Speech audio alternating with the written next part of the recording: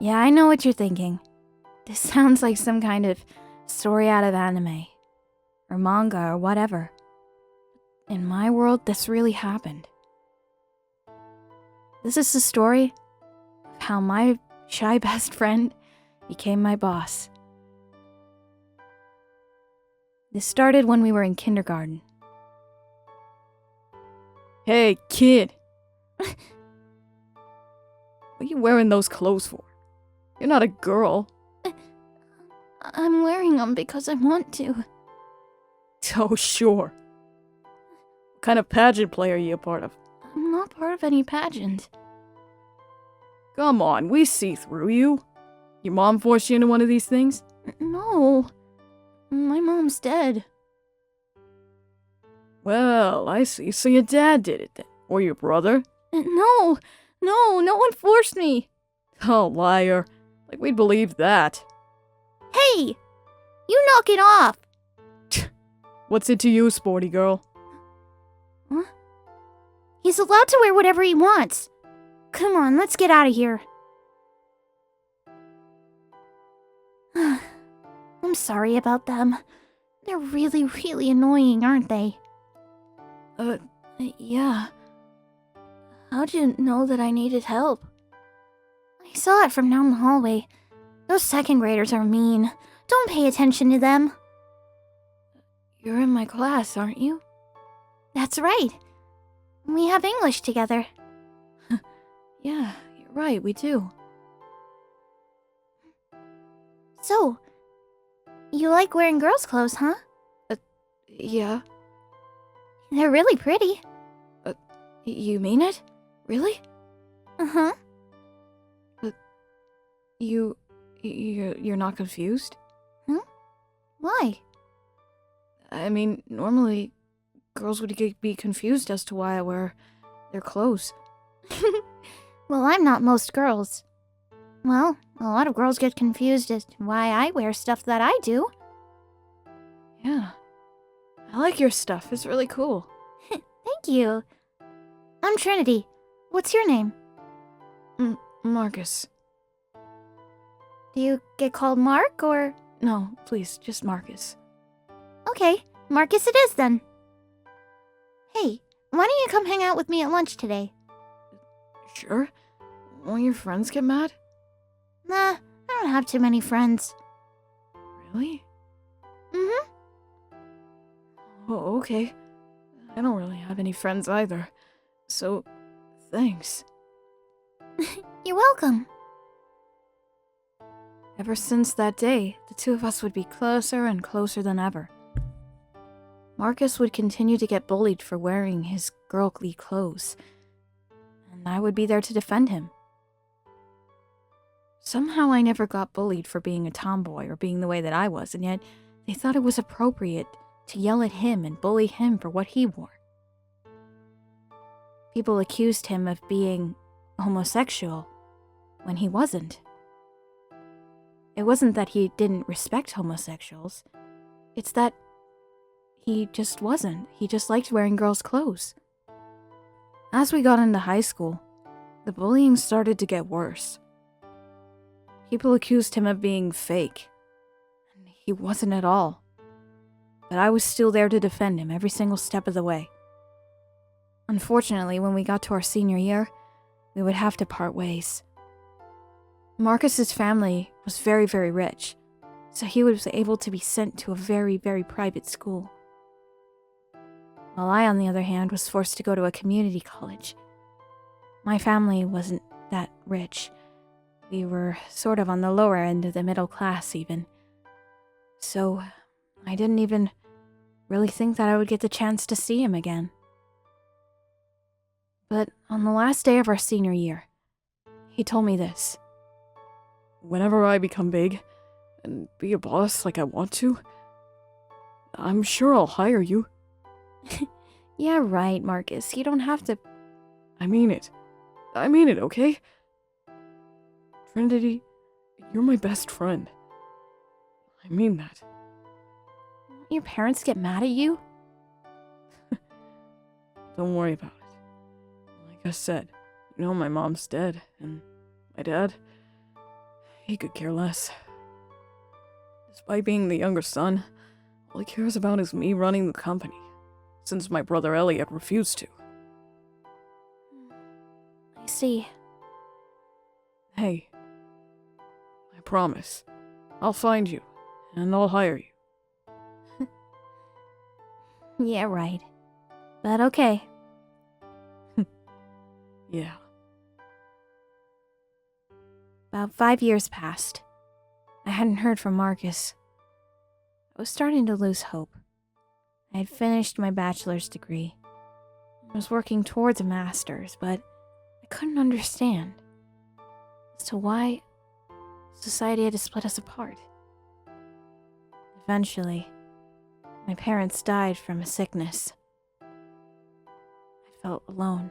I had no siblings or anyone else to support me during this time, and all my other relatives were either overseas or across the country. I had no one else to turn to. So, what did I decide to do? Go get a job.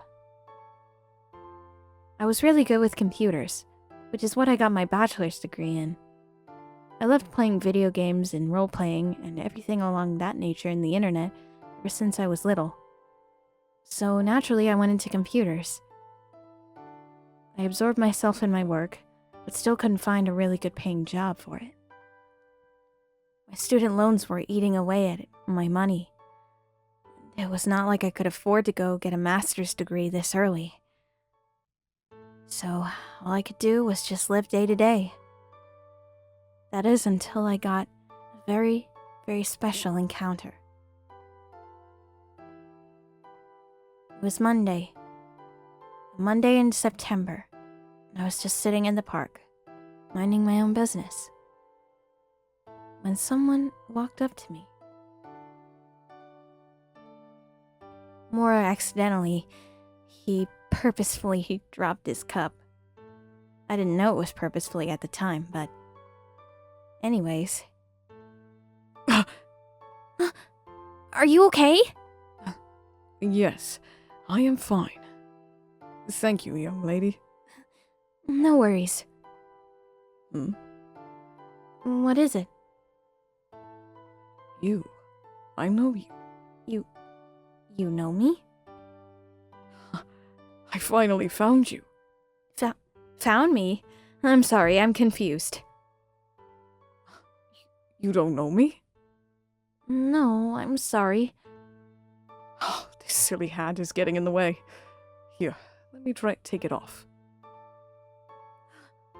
You're Elliot! That's right, I am.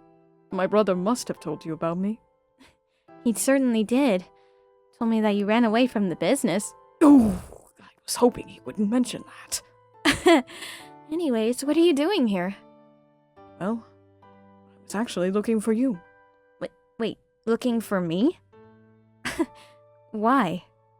Well, I have a proposal to offer you. Okay. My boss, who is interested in computers, would actually like to meet you. Computers? I thought, wow, this could be a big breakthrough. But wait, there had to be a catch. What's the catch? No catch. No strings attached. You sure about that? Absolutely. Why would I ever lie about something like this? Trying to con me out of my money? I know about your student loans, Trinity.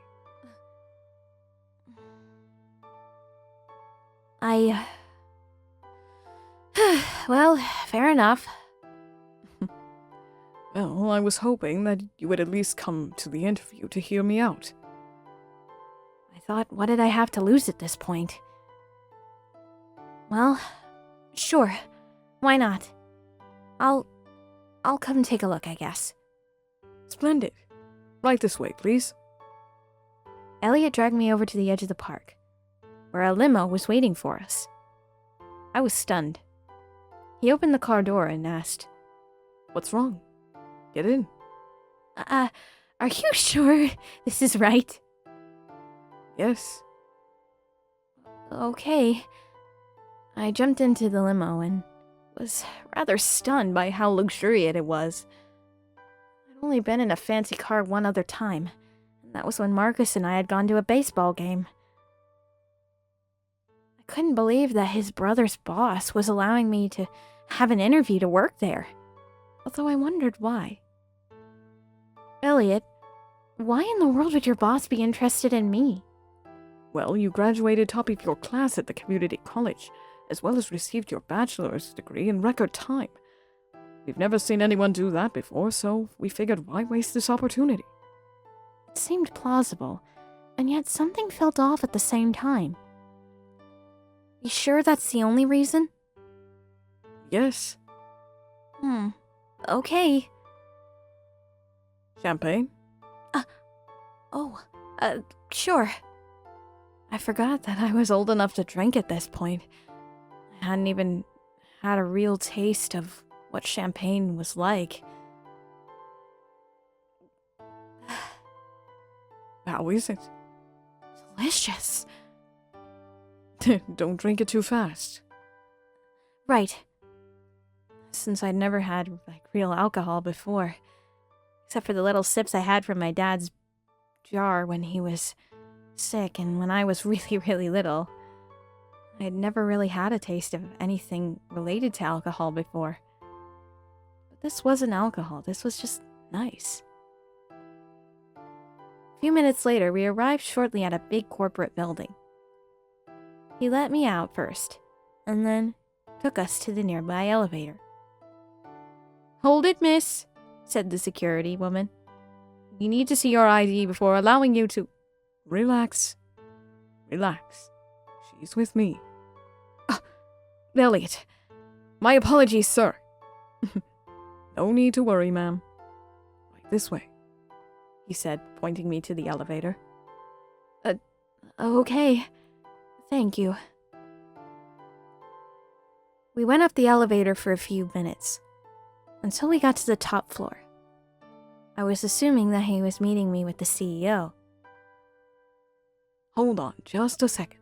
I will let you know when he is ready for you. Okay.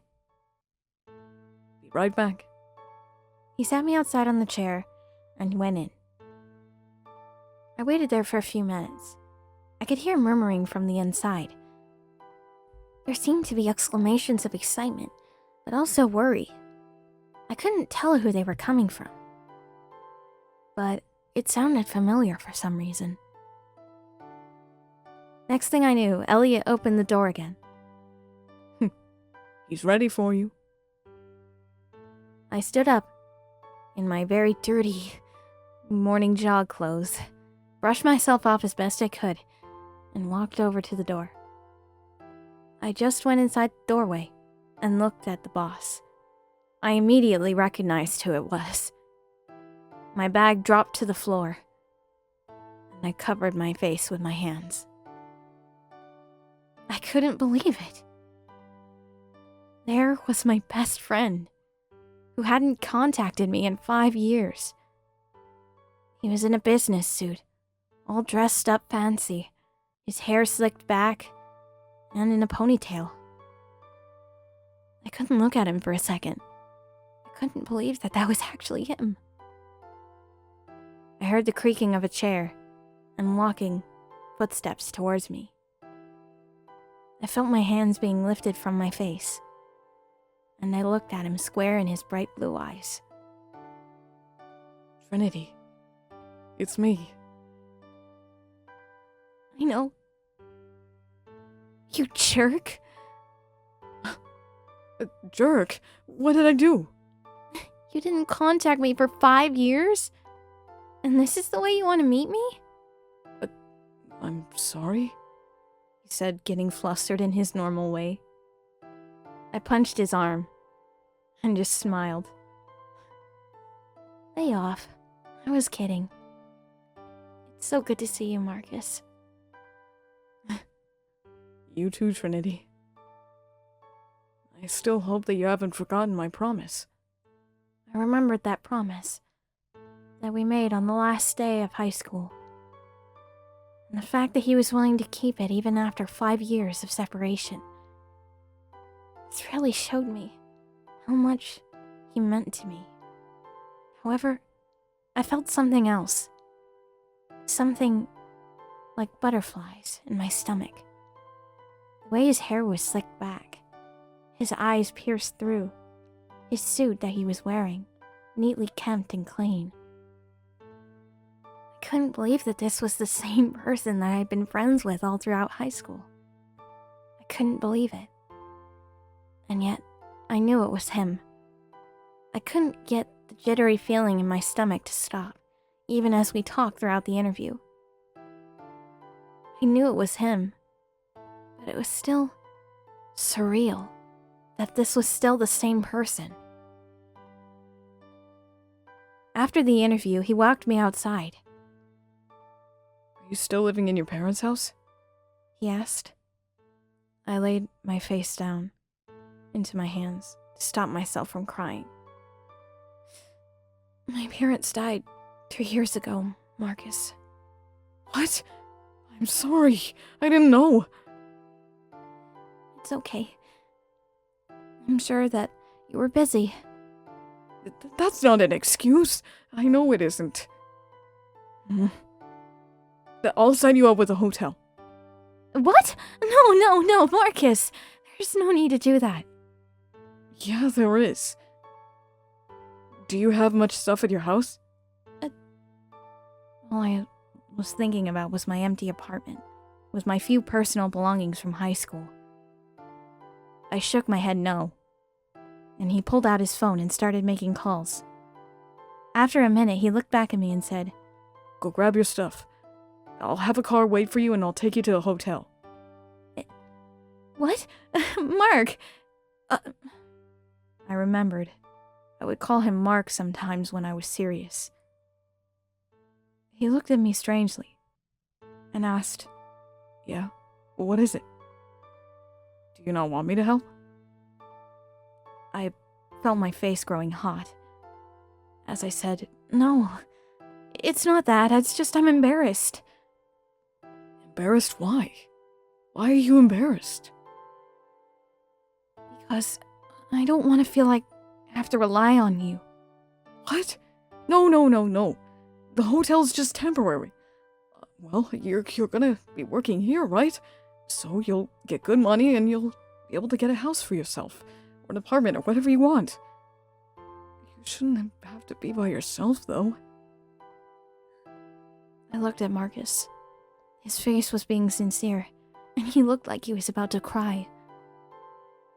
I wiped back my forced tear as well, looked him square in the eye and said, Okay. You know I trust you, Marcus, with all of my heart. He smiled, held my hand and said, You know I mean that more than anything. I want to protect you. You're my best friend, he said, his eyes glowing brightly. The butterfly feeling was back. I couldn't get it to stop again. Elliot walked me over to the limo that would be to take me to my house. Marcus waved to me, and then received a phone call in his hand and had to take it. I still couldn't believe that my best friend was a CEO now. It almost seemed unreal. Elliot noticed my confusion at first, but then patted me on the shoulder. It's okay. Sometimes these feelings are normal when we haven't seen the people that we love in almost 5 years. People that we love? Yeah, I guess I considered Marcus like a brother. So I guess I could say that I loved him. But I have a feeling that Elliot was talking about something else. I punched the top of his arm and giggled, saying, Oh, stop you. He was confused as to why I'd done that. And I felt like this family needed a lot of explaining. Either that or I would have to get used to working at a witch corporation. Either way, this was my new job now. My best friend at the helm. I knew I wouldn't receive any special treatment because he was my CEO and my best friend. But I knew that I had to work hard. I wanted to please him. And I felt that even if it's a little bit hard at first, I felt like I could do anything. I thought about Marcus again, and my butterflies came back. I shook my head to clear the thoughts as I walked into my apartment to grab all my stuff. I jumped back into the car and headed towards the hotel room that Marcus had laid out for me.